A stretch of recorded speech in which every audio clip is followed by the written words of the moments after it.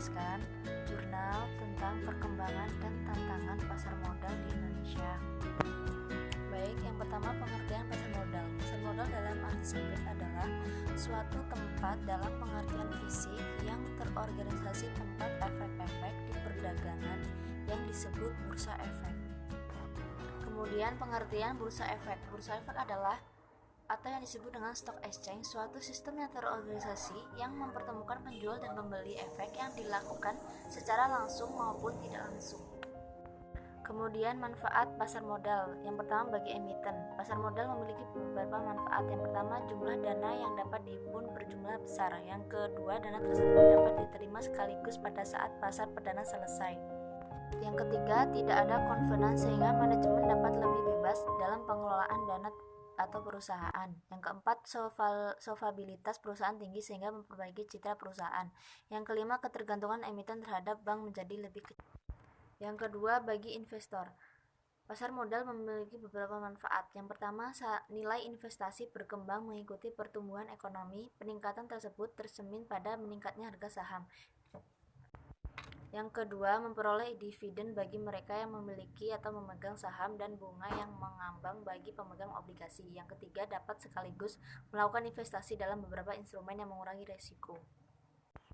Kemudian, produk pasar modal. Produk-produk investasi yang ditawarkan kepada investor di pasar modal adalah yang pertama, reksadana.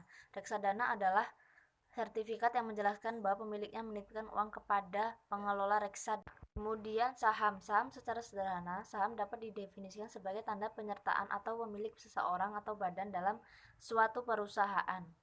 Yang ketiga, saham preferen adalah gabungan hibrid atau obligasi dalam saham biasa. Di samping memiliki karakteristik seperti obligasi, juga memiliki karakteristik saham biasa. Yang keempat, obligasi. Obligasi adalah suatu berharga atau sertifikat yang berisi kontrak atau pemberi pinjaman dengan penerima pinjaman. Yang kelima, waran. Waran adalah hak untuk membeli saham biasa pada waktu dan harga yang sudah ditentukan. Kemudian right issue. Right issue merupakan hak bagi pemodal membeli saham baru yang dikeluarkan emiten.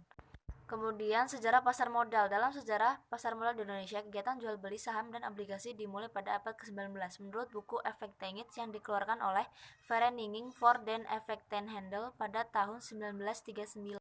Kemudian fungsi pasar modal. Pasar modal suatu negara memiliki fungsi berikut. 1. Sebagai sarana penambah modal bagi usaha. Perusahaan dapat memperoleh dengan cara menjual saham ke pasar modal.